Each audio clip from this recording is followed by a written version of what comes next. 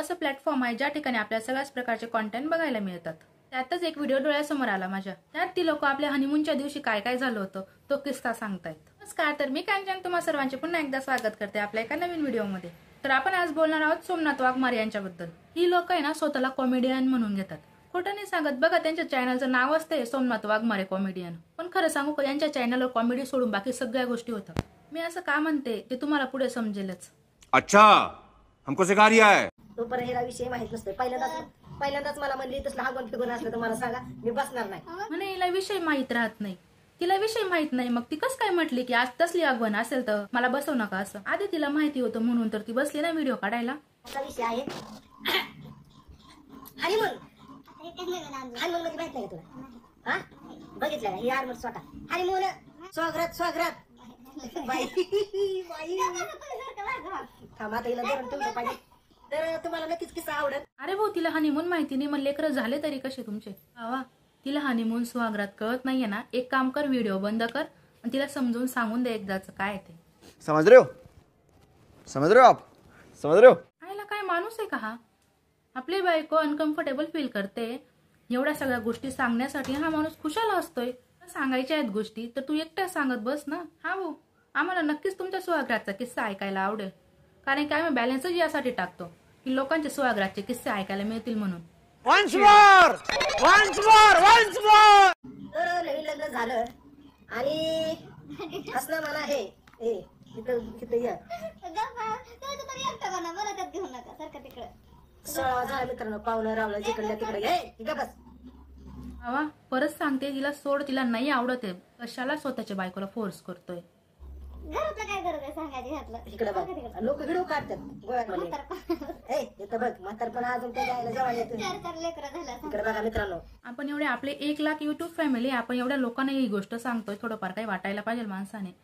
लोकांचा तर सोड रे, तुझे घरचे व्हिडिओ बघतील ना भाऊ, ते काय तुझ्याबद्दल विचार करतील? आणि प्रियंका ताई, तुम्ही असं कसं म्हणू शकता की घरातल्या गोष्टी कशाला सांगायच्या आहेत असं? तर वेळेस तुम्ही तुमच्या सबस्क्रायबर लोकांना फॅमिली म्हणतात। सगळ्याच गोष्टी सबस्क्रायबर लोकांना माहिती नको का? तुमची एवढी 1 लाखाची फॅमिली आहे, मग त्यांना माहिती नको पडायला का तुमची सुहागरात कशी झाली होती असं? क्या बोला तूने? मला वाटलं भाऊ का म्हणतो, म्हटलं की लोक सुहागराचा व्हिडिओ टाकतात असं। अगं अजून कुठे तुम्ही म्हातारे झाले? सांगू दे की भाऊला सुहागराचा किस्सा, आम्हाला पण ऐकू द्या काय काय झालं होतं ते। कैसी अपमानजनक बातें कर रहा है ये, अश्लील है ये लोंडा। ही अशी झोपली होती आणि आपलं बोलत तुम्हाला सांगतो, मी आपलं सहज तुम्हाला सांगतो, एक हात असं चुकून आगाव टाकलं, या आगाव हात टाकला की तुम्हाला सांगतो, हात टाकलं तुम्हाला सांगतो। हा भाऊ, अजून काय झालं होतं? काय कान देऊन ऐकताय? वा, मी काय इथं तुम्हाला सुहागराचे व्हिडिओ दाखवायला बसली का लोकांचे? तर कान देऊन ऐकताय तुम्ही पण। एकदम इन्होंने वक्त बदल दिया, जज्बात बदल दिए, जिंदगी बदल दी। हो भाई, मारो मुझे, मारो। सगळेच तरकी आहेत चले माझ्यासारखे, बरोबर आहे? तरकी आहात म्हणून तर माझे सबस्क्रायबर आहात ना। थांबा, तुम्ही माझी युट्यूब फॅमिली ना, तुमच्यासाठी काही पण अजून थोडी व्हिडिओची क्लिप दाखवून देते तुम्हाला। तो तेरे को हरामी समझता था, तो राम निकला रे, देव माणूस निकला रे, तू बाबूराव के लिए। म्हातारा एवढं खुश झालं तुम्हाला सांगतो, घाटा दूध पिलं म्हणलं, तुला आशीर्वाद दिला म्हणलं, 2-3 लेकरं लवकर होऊ दे। आता असं तुम्हाला सांगतो, सोला जर दाराने आडून त्यांच्या हातातलं दूध प्यायला कशी लेकरं व्हायची सांगा? म्हणजे दूध तुम्ही प्यायचं ना, अपेक्षा आमच्याकडे करायला पाहिजे, असं थोडी असतंय का? ज्या म्हाताऱ्याने दूध पिलं असेल ना, तो म्हातारा हा व्हिडिओ बघितल्यावर म्हटला असेल, आईला यांच्या सुहागराचं दूध मी पिऊन गेलो होतो।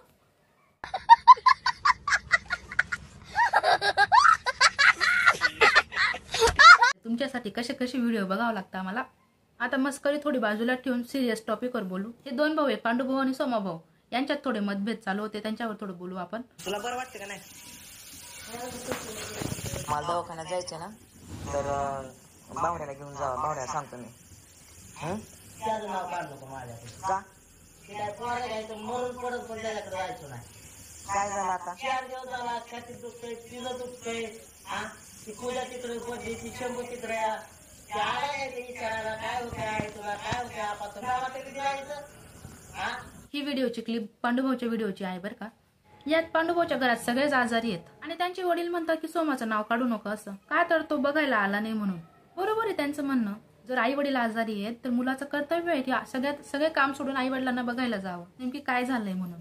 आता या व्हिडिओत यांचं असं म्हणणं आहे की घरात सगळेच आजारी आहेत, मग सोमाभाऊच्या बाईने डबा द्यायला पाहिजे होता आणि सोमाभाऊच्या बाईने डबा दिला पण, आणि डब्याला किती पोळ्या दिल्या? 6 पोळ्या दिल्या। मग घरात एवढी लोक आहेत, मग तू 6 पोळ्या दिल्या कस काय? बरोबर आहे त्यांचं पण म्हणणं, 6 पोळ्या कसं काय देऊ शकते एखादी बाई. आणि पांडुभाऊला त्यांच्या सबस्क्रायबरने एक कमेंट केली की पांडुभाऊ तुम्हाला जर स्वयंपाक बनवता येतो, घरात लोक आजारी आहेत, तर तुम्ही स्वयंपाक बनवायला काही हरकत नाही. खरी गोष्ट आहे ती. जर आपल्याला स्वयंपाक येत असेल तर आपल्याला बनवायला काही हरकत नाही ना.